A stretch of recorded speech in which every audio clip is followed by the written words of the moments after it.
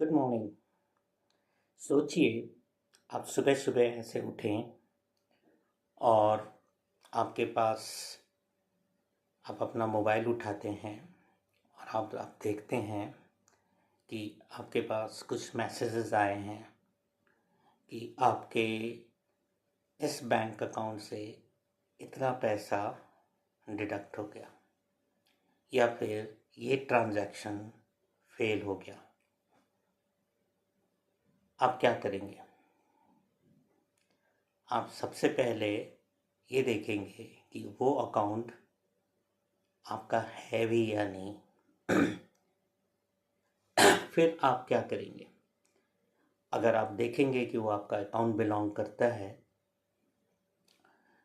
तो आप अपने उस अकाउंट में लॉगिन करेंगे, देखेंगे क्या आपका एक्चुअली पैसा गायब हुआ है या नहीं हुआ। फिर आप देखते हैं नहीं नहीं, इस बैंक के साथ तो मेरा कोई रिलेशनशिप ही नहीं है, फिर ये मैसेज क्यों आ रहा है। फिर आपको याद आता है कि आप जो है कभी कोई एक फॉरेक्स कार्ड लिए थे अपने या अपने फैमिली मेम्बर्स के नाम पे, और आपने उस फॉरेक्स कार्ड पे कुछ फॉरेन करेंसी आपने डाल रखा था और अभी आपने उसको ज़ीरो ज़ीरो कर रखा है क्योंकि आपने फॉरेक्स, आपका ट्रैवल ख़त्म हो गया, आप वापस आ गए इंडिया। आपने नेचुरली आप अपने फॉरेक्स को उसमें से बचा के नहीं रखेंगे, आप उसमें उस फॉरेक्स को आप बेच डालेंगे क्योंकि फॉरेक्स रखना कोई फ़ायदे की चीज़ नहीं है। उसके दाम घटते बढ़ते रहते हैं और जिस समय आपका जर्नी ख़त्म हो जाती है तो उस फॉरेक्स को आप लेके अपने अकाउंट में वापस ले लेते हैं। लेकिन फिर वो ट्रांजैक्शन फेल्ड, इस तरह की चीज़ें आती हैं। फिर आप देखते हैं कि भाई वो ट्रांजैक्शन जो हुआ है वो उस कंट्री में नहीं हुआ है या फिर उस करेंसी में नहीं होने की कोशिश हुई जिसमें आपने फॉरेक्स कार्ड में पैसा डाला था। तो आप तो और आश्चर्यचकित हो जाएंगे। फिर आप तलाशते हैं, देखते हैं कि भाई जिस जगह से वो ट्रांजैक्शन होने की कोशिश हुई है वो मतलब उस कंट्री में आप कभी गए भी नहीं हैं। मेरे साथ ऐसा हुआ है।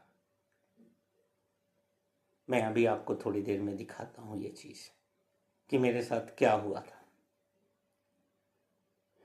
इसके अलावा आज का वीडियो मेरा एक बहुत बड़े मुद्दे पे होगा और मुद्दा होगा हमारे बैंकिंग फ्रॉड। हमारे देश में आजकल कितने बैंकिंग फ्रॉड हो रहे हैं, आए दिन हो रहे हैं। आप सुबह उठते हैं, न्यूज़ खोलते हैं, आप देखते हैं सो एंड सो बैंक के साथ ने इतना इतना का घोटाला हो गया उसमें। अभी चंद दिनों की बात है, मैं आज से 5-6 महीने की बात है।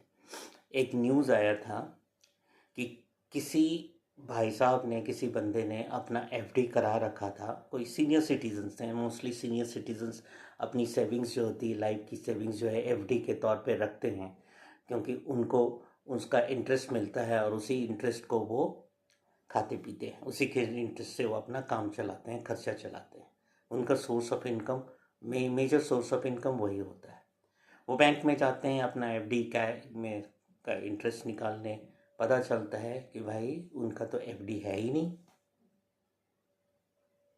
और ये कोई छोटे मोटे बैंक की नहीं है, कोई सहकारी बैंक, कोई कोऑपरेटिव बैंक की ये वगैरह की बात नहीं है। ये कंट्री के one of the largest private sector bank की है। मैं इस बैंक का नाम लेना चाहता हूँ। उस बैंक का नाम है आईसीआईसी बैंक। एक सीनियर सिटीजन्स थे, वो गए बैंक में, उनके सारे एफडीज जो हैं गायब थे। जब फर्दर इंक्वायरी हुई तो पता चला उनका सारा एक एफडीज जो है किसी बैंक के कर्मचारी ने ही या उनके रिलेशनशिप मैनेजर ने ही उसको इन कैश करके वो शेयर मार्केट में यूज़ कर रहे थे।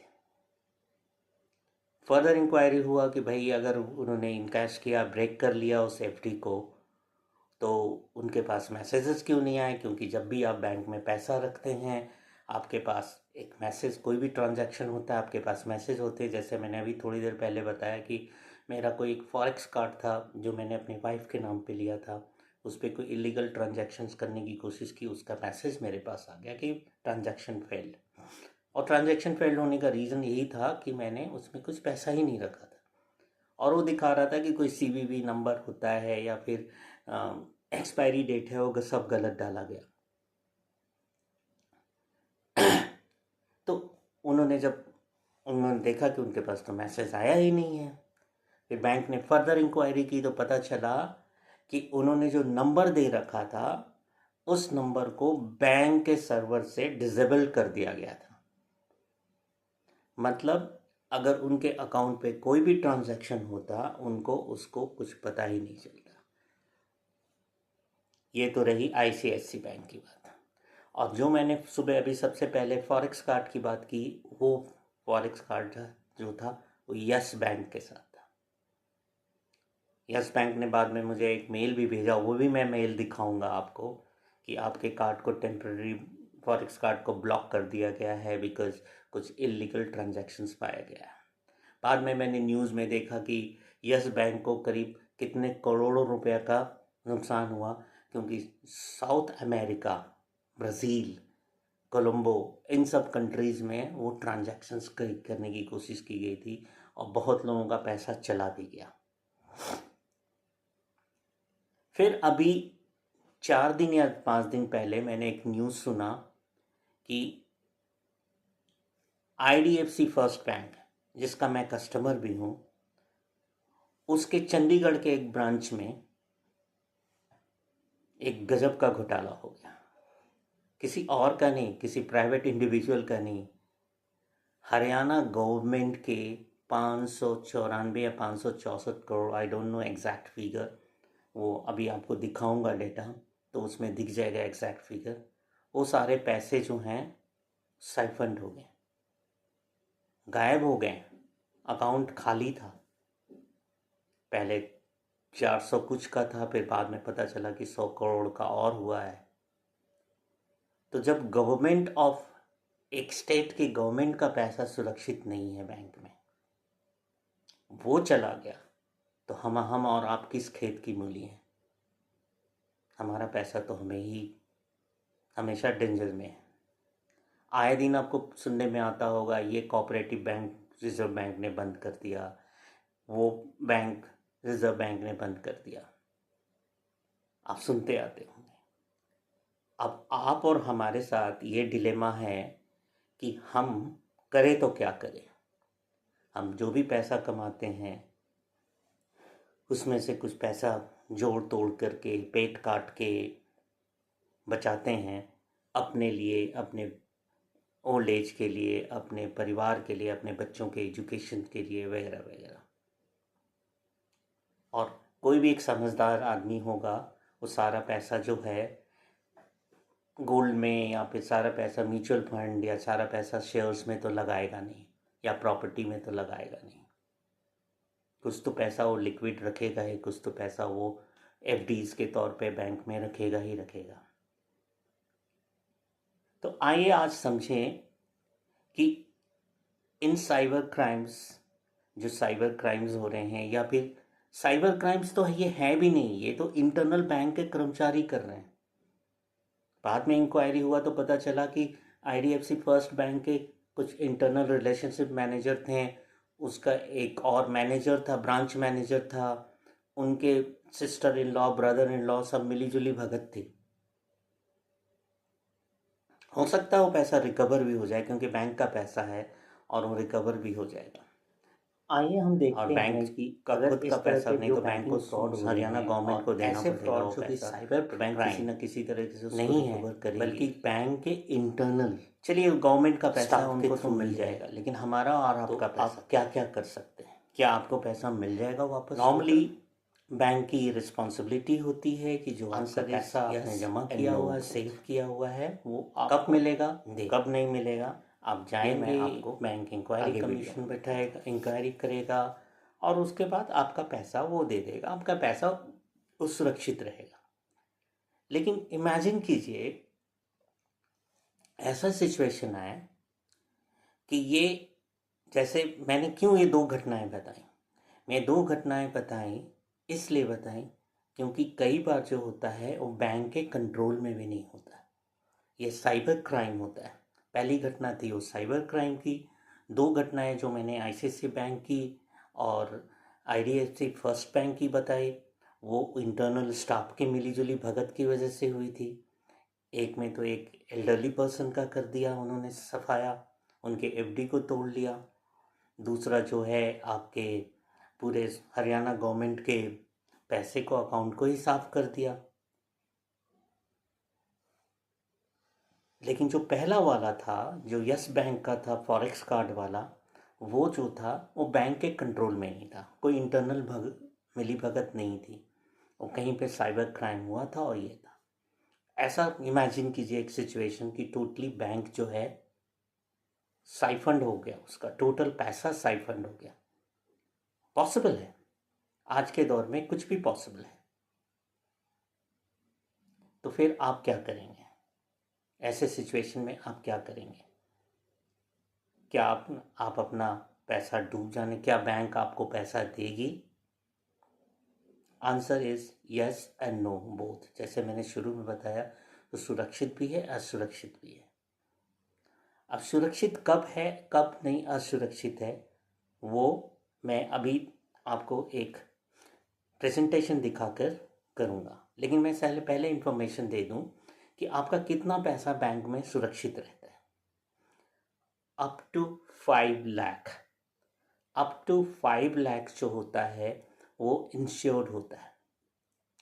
कौन सी कंपनी इंश्योर्ड करती है, कैसे करती है, क्या आप इंश्योरेंस उसका कराते हैं या बैंक खुद कराती है, ये भी मैं बता रहा हूँ।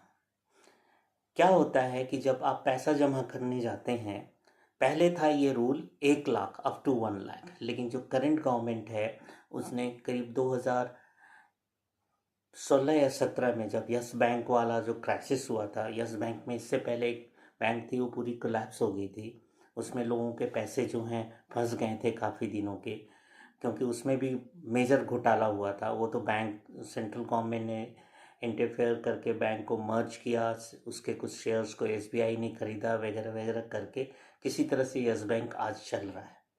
नहीं तो आज यस बैंक के शेयर्स आप देख रहे होंगे करीब 20 रुपया 30 रुपया के आसपास इधर उधर है। एक समय इसी यस बैंक का शेयर्स जो होता था वो करीब 100 से नीचे दिखता ही नहीं था। तो आप सोच लीजिए कि जिन्होंने यस बैंक के शेयर्स खरीदे हुए हैं उनके उस समय के खरीदे होंगे, अब तक तो 80 रुपया 90 रुपया जो उनके सफाया हो चुके होंगे। पर शेयर्स की बात कर रहा हूँ मैं। अगर उन्होंने 1 लाख शेयर्स खरीदा हुआ है, 10,000 शेयर्स किया, तो उसी अनुपात में उनके पैसे साइफंड हो गए। Let's not get into that. मुद्दा यहाँ पे ये नहीं है कि किसका शेयर्स जाता है, कौन से बैंक में फ्रॉड होता है, क्या होता है। मुद्दा ये है कि अगर आपका जो सेविंग मनी है, जो मैंने अपने इतने मेहनत का पैसा जो है जो सेव किया हुआ है, वो अचानक किसी वजह से, चाहे साइबर क्राइम की वजह से, चाहे बैंक के इंटरनल डिफ़ॉल्ट की वजह से, या बैंक के फंड की वजह से, कल को बैंक को लैप्स हो जाती है। आजकल मोस्टली बैंक प्राइवेट हैं। गवर्नमेंट बैंक में तो चलो गवर्नमेंट ऑफ इंडिया उसको कॉम्पनसेट करेगी कस्टमर को, क्योंकि पब्लिक सेक्टर बैंक है तो गवर्नमेंट का उसमें ये है तो देगी देगी। लेकिन जो प्राइवेट बैंक्स हैं, जो शेड्यूल्ड बैंक्स हैं, जिसमें आप ये सोच के ICICI bank, yes bank, IDFC first bank, HDFC bank, you name a bank, इन सारे बैंक में आप जो सेविंग करते हैं तो आपका कितना पैसा सुरक्षित है, कितने पैसे का इंश्योरेंस है। पहले 1 लाख रुपए तक का था, अब ये पैसा, ये अमाउंट बढ़ाकर 5 लाख रुपए तक के लिए कर दिया गया। और ये 5 लाख रुपए जो है उसका इंश्योरेंस जो है बैंक कराती है, आपको कुछ नहीं करना होता। आरबीआई का ये रूल है कि every single account must be secured or insured for up to 5 lakh rupees.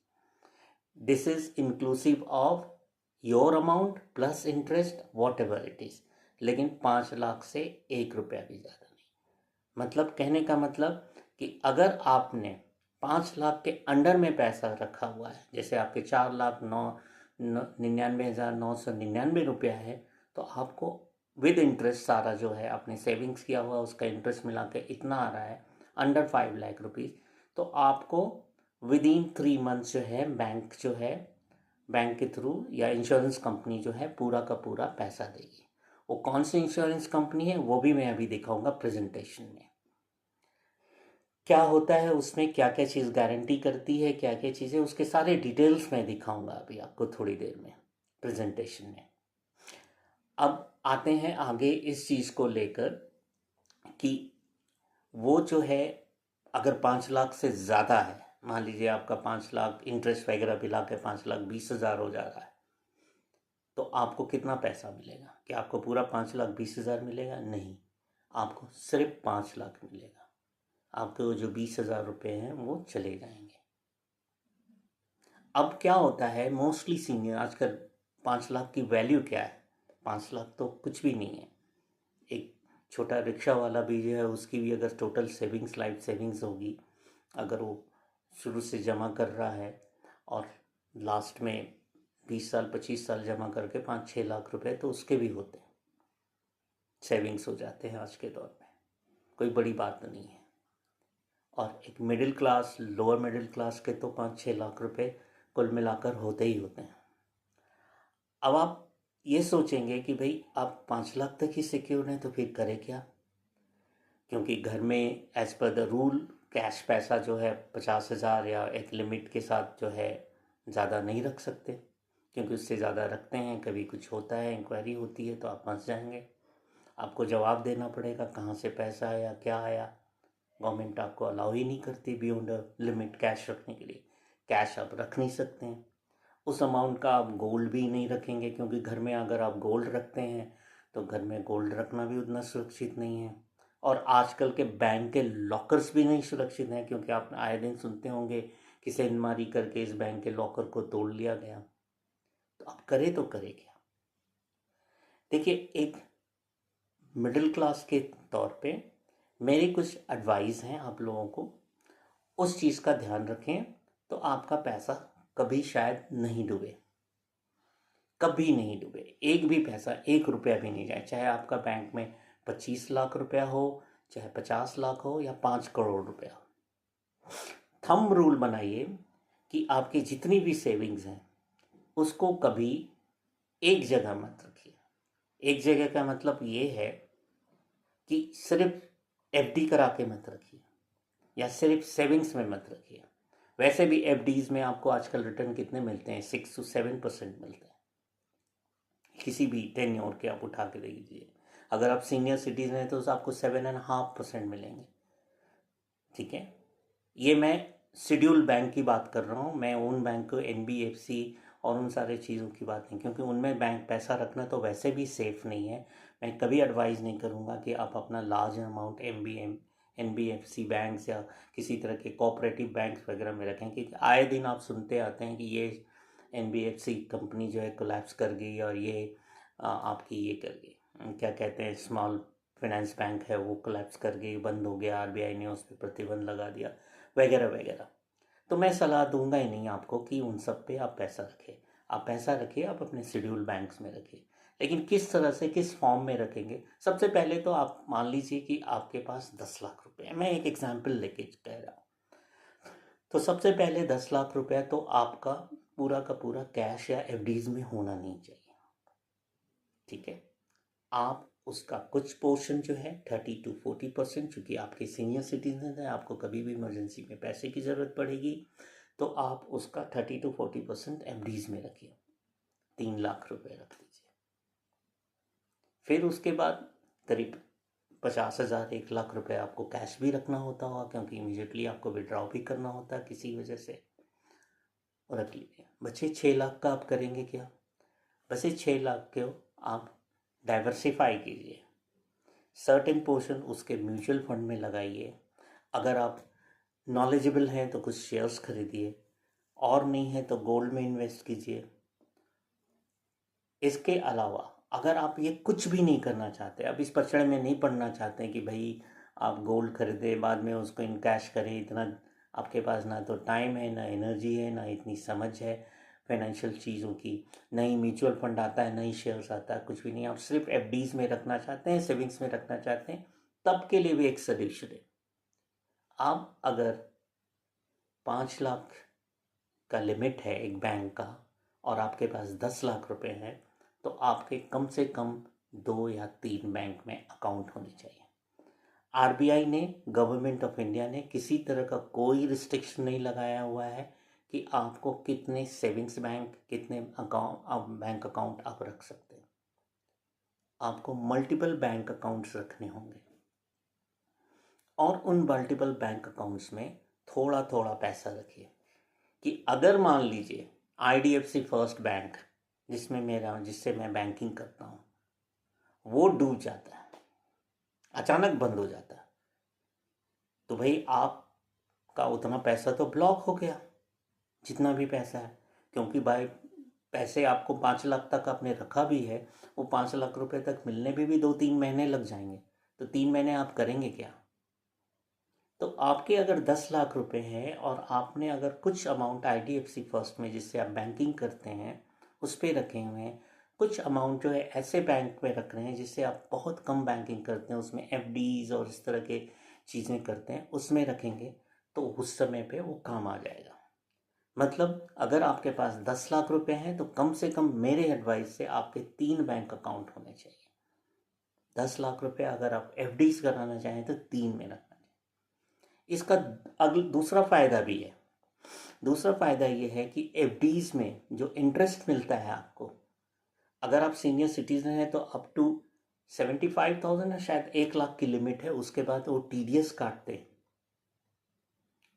तो अगर आपने 10 लाख रुपया डाल रखा है, ठीक है, एक ही बैंक में पूरा का पूरा, और उसका इंटरेस्ट, एनुअल इंटरेस्ट 10 लाख से, मतलब 1 लाख, अगर आप सीनियर सिटीजन हैं तो 1 लाख, और अगर आप नॉर्मल सिटीजन्स हैं, मतलब हैं नॉन सीनियर सिटीजन हैं, अंडर 60 ईयर्स के हैं, तो आपकी लिमिट जो है इंटरेस्ट कटने की वो 50,000 की है।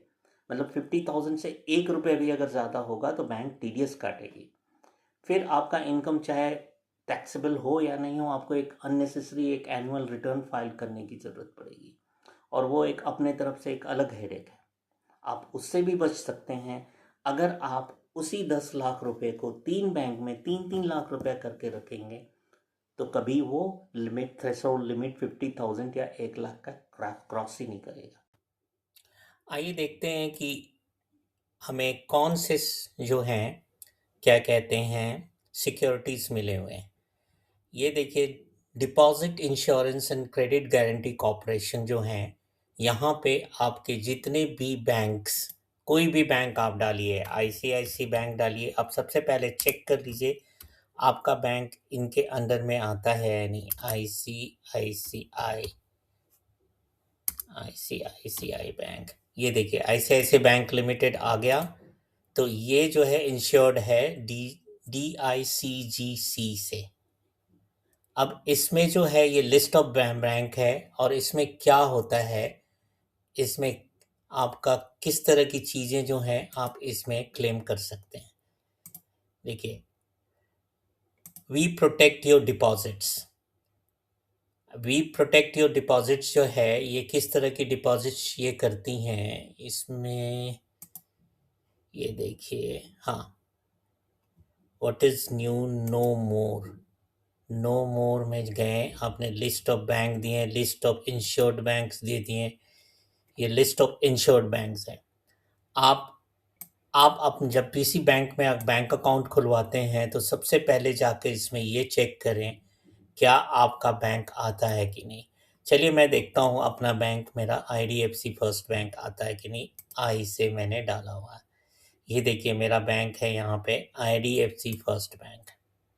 साथ में मेरा दूसरा बैंक है जो मेरा मेन बैंक है, आईसीआईसी बैंक, ये भी है। इसके अलावा मेरा एक तीसरा बैंक है एचडीएफसी बैंक। अब एचडीएफसी बैंक आता है, सिक्योर्ड है कि नहीं। HDFC bank, HDFC bank, HD Hindu, ये कोऑपरेटिव बैंक, एचडीएफसी बैंक, ये देखिए वही मैं देख रहा था, एचडीएफसी बैंक नहीं है। मेरा चौथा बैंक है आरबीएल बैंक। तो आरबीएल पे जाते हैं, आरबीएल, ये देखिए आरबीएल, आरबीएल बैंक, ये देखिए आरबीएल बैंक भी है। मतलब मेरे 4 बैंक में अकाउंट है और चारों के चारों बैंक जो है मेरे इसमें है, ठीक है, मतलब इंश्योरेंस स्कीम में है। अब इंश्योरेंस स्कीम में होता क्या है, चीज़ें हैं, अगर आप इसमें जाएंगे, केम विलिंगनेस फॉर्म, इस तरह की चीज़ें जाएंगे, यहीं से जो है डिपॉजिटर्स की गाइडलाइंस है, डिपॉजिट इंश्योरेंस की गाइडलाइंस है पूरी, आप इसको पढ़ लीजिए, what is covered and what is not covered. ये बहुत इंपॉर्टेंट चीज़ है। What is covered, the DICGC insures all deposits such as savings, fixed, current, recurring, etc. Deposits except the following types of deposits. Deposits of foreign government, foreign governments का कोई deposit है उसको नहीं, deposits of central government को नहीं करते हैं, state government, मतलब अभी जो हरियाणा गवर्नमेंट का वो इसमें सिक्योर्ड नहीं था। इंटर बैंक डिपॉजिट्स, अगर कोई इंटर बैंक डिपॉजिट्स है वो नहीं है। Any amount due on account and deposits received outside India, वो भी नहीं है। What is not covered, deposit mobilise by non banking financial NBFC. मैंने बताया है आपको कि एनबीएफसी बैंक्स जो हैं उनमें अगर आपने कोई एफडी करा रखा है, किसी तरह का कुछ चीज़ कर रखा है, उसको कवर नहीं करेंगे। Deposits mobilise by the land development banks, वो नहीं कवर्ड है। Mutual fund, stocks and bonds, वो भी कवर्ड नहीं है। एक्सचेंज ट्रेड फंड्स, ईटीएफ्स, वो भी नहीं है।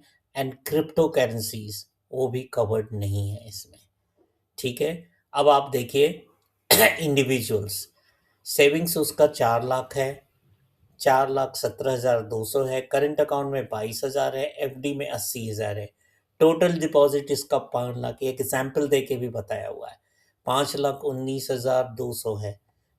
कितना इंश्योर्ड है, 5 लाख रुपया। मतलब बॉटम लाइन ये है कि आपको 5 लाख तक ही आपका सिक्योर्ड है, उससे ज़्यादा नहीं है। अब आप पार्टनर एंड फॉर्म वाले नहीं हैं तो उसमें आपको जाने की ज़रूरत नहीं है, इनके भी वैसे ही हैं, 5 लाख तक ही सिक्योर्ड है। Guardians for a masters of a, अगर आप गार्डियन है, जैसे आप क्या कहते हैं, कोई भी माइनर है, तो माइनर का जो है उसका डिपॉजिट इंश्योर्ड है 4,77,800। इस केस में अगर इतना डिपॉजिट है तो पूरा का पूरा, अगर ये 5 लाख से ऊपर होता नहीं होता। आप किसी कंपनी के डायरेक्टर हैं, कंपनी का आपका अकाउंट है, वो भी 5 लाख तक ही सिक्योर्ड है। आपने 6,75,000 डाल रखा है, उसमें भी 5 लाख तक। आपका कोई जॉइंट अकाउंट है, ठीक है, आप अपनी वाइफ के साथ करके रखे हैं, 6 लाख रुपया रखा हुआ है, उसमें भी आपका 5 लाख तक है। बॉटम लाइन यही है कि 5 लाख तक ही सिक्योर्ड है।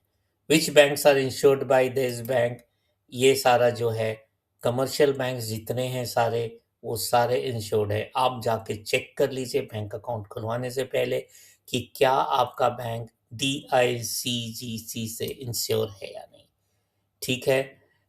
तो आपने देखा कि किस तरीके से आप इस तरह के बैंकिंग फ्रॉड और जो साइबर फ्रॉड है उससे अपने आप को सुरक्षित रख सकते हैं।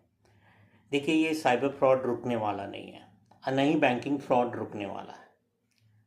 आपकी सुरक्षा आपके हाथ में है, आपको ध्यान रखना है। जैसे मैंने बताया, आपको अपने सारे पैसे को इकट्ठा एक जगह नहीं रखना है। सबसे पहले तो उसको डाइवर्सिफाई करना है। डाइवर्सिफाई अगर आप नहीं करने की सिचुएशन में हैं, आप बहुत सीधे साधे इंसान हैं, बहुत सीधा साधा जानते हैं कि आपको कैसे अपना पैसा सेव रखना है, तो उसका तरीका यही है, मल्टीपल बैंक अकाउंट्स खुलवाइए हर एक बैंक में, ठीक है। आपका 5-5 लाख रुपए का इंश्योरेंस होगा। इट मीन्स आप 5-5 लाख रुपए तक की लिमिट के हर बैंक में जो पैसा रखते हैं वो सुरक्षित होगा। मान लीजिए आपके पास 50 लाख रुपए हैं और आप कहीं और इन्वेस्ट नहीं करना चाहते हैं, सिर्फ एफडीज में रखना चाहते हैं, तो अब 10 बैंकों में अपना अकाउंट खुलवाइए। अब आप बोलेंगे इतने सारे बैंक को हम मैनेज कैसे करेंगे? Yes, it's a difficult preposition, but कर क्या सकते हैं आप? आपके पास और कोई चारा है भी नहीं। आप इसी तरीके से अपने आप को सुरक्षित रख सकते हैं, अपने पैसे को सुरक्षित रख सकते हैं। और सबसे बड़ी बात है कि जब आप 10 बैंकों में पैसा रखेंगे तो आपका पैसा जो है सुरक्षित इसलिए भी रहेगा कि एक बैंक डूबेगा, दूसरा बैंक तो रहेगा, तीसरा डूबेगा, चौथा तो रहेगा। सारा पैसा इकट्ठा तो ब्लॉक नहीं हो जाएगा। अब 5 लाख रुपए आपको उससे मिल जाएंगे। अगर आप उतने सारे बैंक से नहीं करना चाहते हैं तो आपके घर में जो मेंबर्स हैं, जैसे आप वाइफ हैं, डॉटर है, सन है, उनके अकाउंट में, सन और डॉटर चूंकि माइनर्स होते हैं तो आप ही के साथ जुड़ा रहेगा, तो उनका तो काउंट नहीं होगा। लेकिन अगर वो एडल्ट हो गए, 18 ईयर्स के हैं, तो 18 ईयर्स के हैं तो उनके नाम पे एक अकाउंट खुलवा दीजिए। वैसे भी आप सारा पैसा जो अभी कभी आप इस दुनिया को छोड़ेंगे तो उनके पास ही जाएगा। ठीक है, तो एक तरीके से नेचुरली उन्होंने आपने डिवीज़न कर रखा है। तो अगर आपके पास 50 लाख रुपए हैं तो आप उसका 10 लाख रुपए जो है वाइफ के नाम रखिए, 10 लाख रुपए सन के नाम पे रखिए, 10 लाख रुपए जो है अपने डॉटर के नाम पे रखिए। और उन सब के दो दो बैंक अकाउंट में बैंक अकाउंट कीजिए। उनके नॉलेज में रखिए कि भाई ये अकाउंट जो है आपके नाम पे है। हाँ, उसमें फिजूल खर्ची हो या ना हो, इस चीज़ को रोकने के लिए आप उसका कमांड अपने पास रख सकते हैं, आप उसका एक्सेस कोड अपने पास रख सकते हैं, या फिर उस सब चीज़ों को जो है सिर्फ उस पर्सन के साथ शेयर करेंगे जो ज़्यादा घर में रिस्पॉन्सिबल हो। लेकिन शेयर करना चाहिए, क्योंकि कल को अचानक आपके साथ कुछ हो गया तो सब लोगों को पता हो। और सब बैंकों में नॉमिनी बना कर रखिए, एक दूसरे का नॉमिनी। जैसे मैंने अपने कुछ पैसे अपने वाइफ के अकाउंट में रखा हुआ है। वाइफ के बैंक अकाउंट में नॉमिनी मैं हूँ और मेरे बैंक अकाउंट में मेरी नॉमिनी वाइफ है, कि अगर मुझे कुछ हो जाता है तो पैसा मेरी वाइफ को मिले, मेरी वाइफ को कुछ हो जाता है तो पैसा मुझे मिले।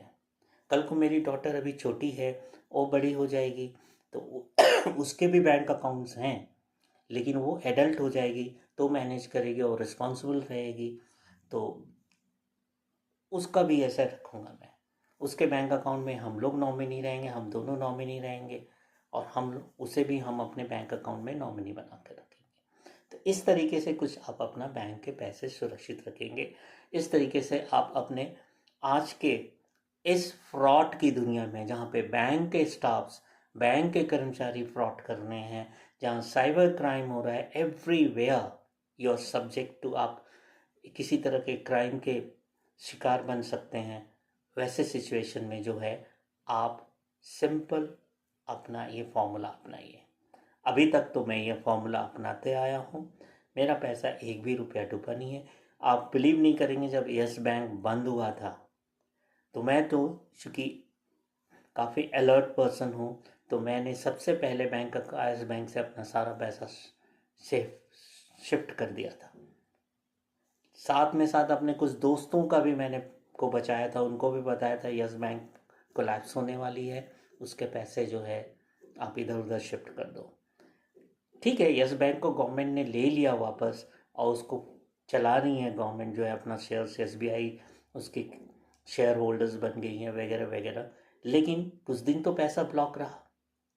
और कब ब्लॉक रहा? उस समय ब्लॉक रहा जब लॉकडाउन लगा हुआ था, हम कुछ कर भी नहीं सकते थे, कहीं जा भी नहीं सकते थे। तो ऐसे इवेंचुअलिटीज़ के लिए, ऐसे सिचुएशंस के लिए आपको रेडी रखना होता है। पहले तो आपको हमेशा जो है ये ध्यान रखना होगा कि आप सारे बैंक्स पे ध्यान रखिए। जैसे आईडीएफसी फर्स्ट बैंक में मैंने अभी पैसे नहीं निकाले हैं वहाँ से, इतने बड़े फ्रॉड होने के बाद, क्योंकि मुझे मालूम है कि 5 लाख तक का मेरा सिक्योर्ड है और मैंने पूरे पैसे भी नहीं रख रखे हैं उसमें, अपनी सेविंग्स को। तो मैंने पैसे नहीं निकाले, अभी चलने दिया हुआ है। मेरा अकाउंट है, मेरी वाइफ का अकाउंट है, मेरे डॉटर का अकाउंट है, तीनों का अकाउंट है वहाँ पे। यहाँ तक कि जो क्रेडिट कार्ड मैं यूज़ करता हूँ उसी बैंक का है। फिर भी हम लोगों ने अभी वहाँ से पैसा नहीं शिफ्ट किया, क्योंकि मैं मैनेज्ड हूँ। मैं अपना पैसा well with in 5 lakhs, under 5 lakhs रखता हूँ, कि कल को कुछ हो जाए उस बैंक के साथ तो मेरा पैसा सुरक्षित रहे। साथ में मैंने ये भी ध्यान रखा हुआ है कि मेरे सारे पैसे, मेरी सारी जमा पूंजी एक ही बैंक में नहीं है। तो थंब रूल बनाइए, don't keep all your money in one basket. ये तो पुराना थंब रूल है, इस थंब रूल को फॉलो कीजिए और सुरक्षित रहिए। आप सुरक्षित रहिए, अपनी फैमिली को सुरक्षित रखिए, अपने मनी को सुरक्षित रखिए। बस यही है। आपको कोई भी एसएमएस, किसी भी साइबर फ्रॉड का डर नहीं रहेगा। आप साइबर फ्रॉड के शिकार तो कभी भी हो सकते हैं, लेकिन आप कुछ चीज़ें अगर अलर्ट होके रहे तो उसके भी नहीं होंगे। साइबर फ्रॉड के ऊपर मैं कोई अलग सा वीडियो बनाऊंगा। आपको मेरा वीडियो कैसे लगा उस पर कमेंट कीजिए। आपके पास कोई स्पेसिफिक क्वेश्चंस हैं, कुछ और आप बैंकिंग से रिलेटेड चीज़ें जानना चाहते हैं, तो आप मुझे मैसेज कीजिए। हम वहाँ पे कमेंट बॉक्स में कमेंट डालिए, मैं उस पर एक सेपरेट वीडियो बनाऊंगा। अभी का वीडियो सिर्फ इसी बात पे था कि on going banking fraud, internal and external banking fraud से हम अपने पैसे को कैसे सुरक्षित रखें। विद दिस मैं अपने वीडियो को एंड कर रहा हूँ। Thank you for watching, thank you for being with me. If you like my video, अगर आपको कुछ मेरे वीडियो से कुछ सब्सटेंस मिलता है, प्लीज़ इसको लाइक कीजिए। अगर हाइप बटन है तो हाइप बटन पे हिट कीजिए, और अगर हाइप बटन नहीं है तो इसको अपने फ्रेंड एंड फैमिली से शेयर कीजिए। Thank you very much, bye bye.